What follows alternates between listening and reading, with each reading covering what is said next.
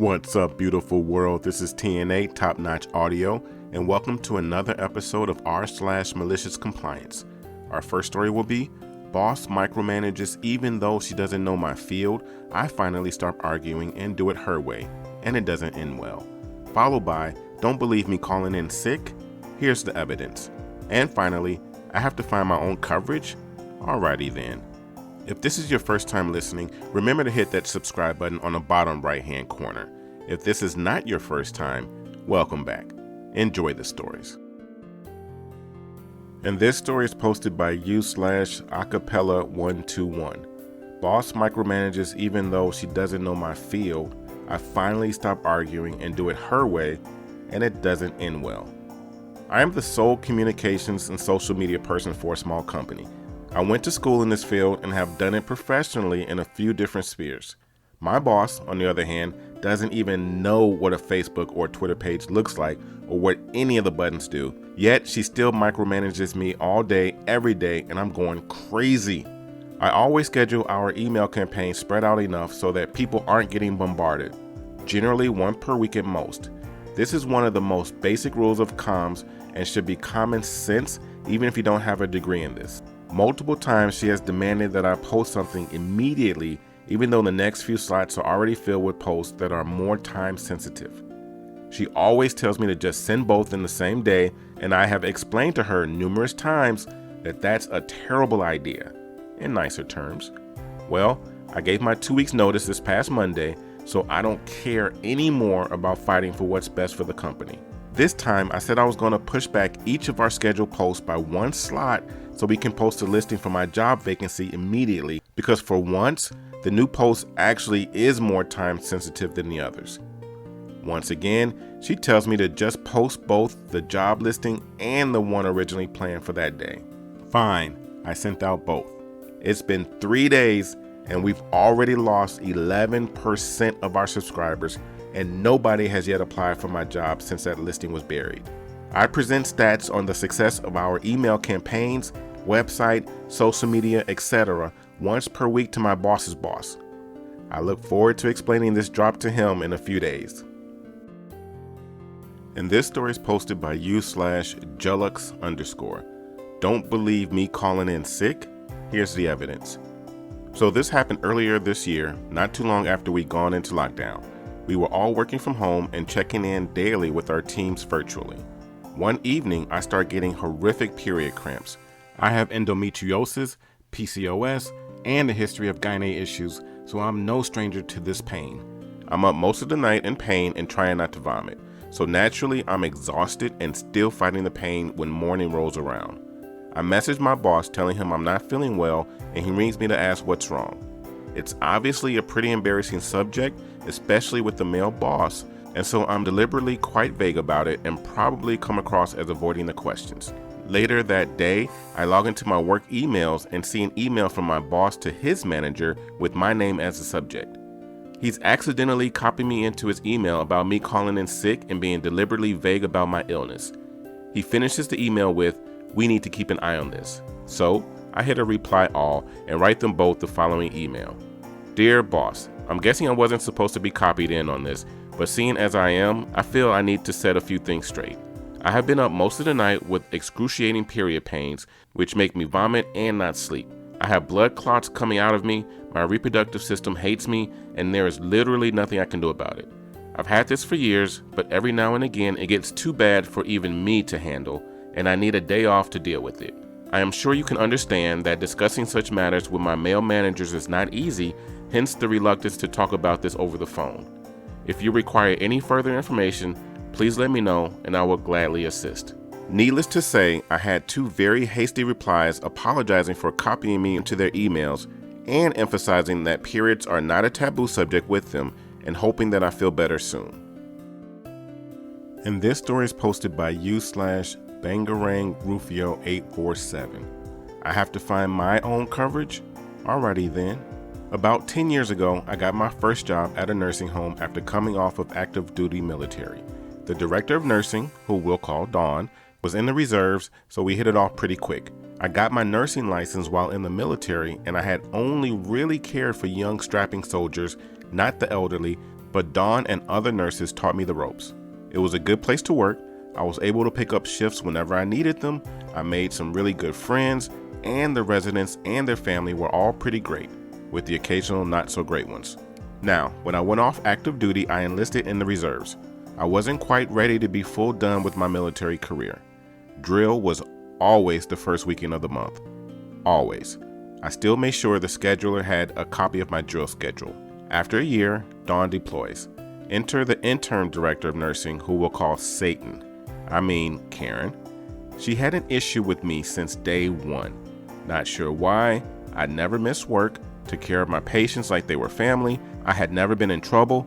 I just was nowhere near her list of favorites. Within the first 2 months of Karen being there, the scheduler quit. I made sure new scheduler had a copy of my drill schedule. New scheduler was cool.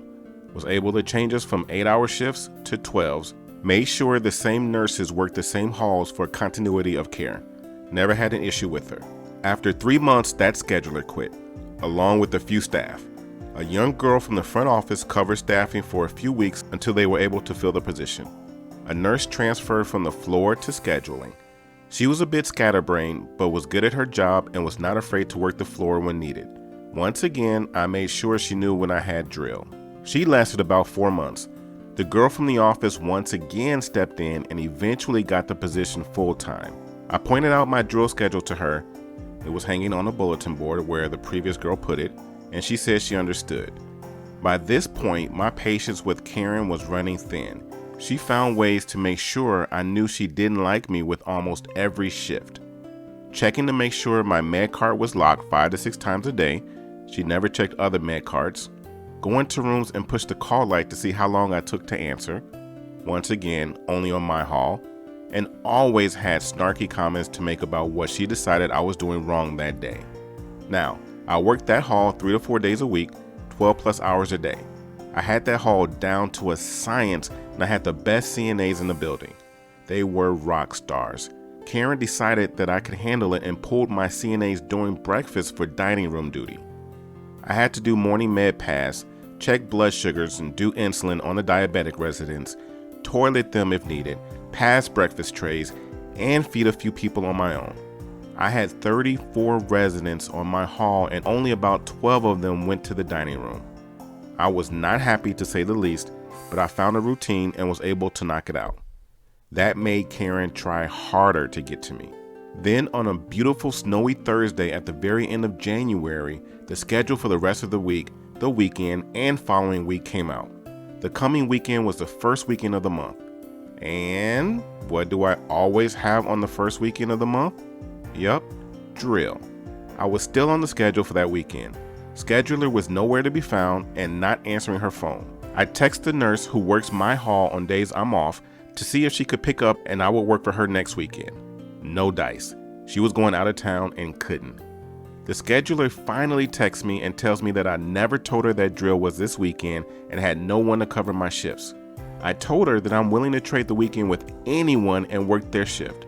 She texts me back that she has no one and that I should have told her about my drill weekend ahead of time. So I went to her office once she got back from wherever she was and as nicely as possible point to the drill schedule hanging on the wall right next to her desk and ask her how she couldn't know when it was hanging right next to her. The blood drained from her face and she says she will figure it out. I remind her to tell the other nurses that I will pick up shifts in return if it helps cover it.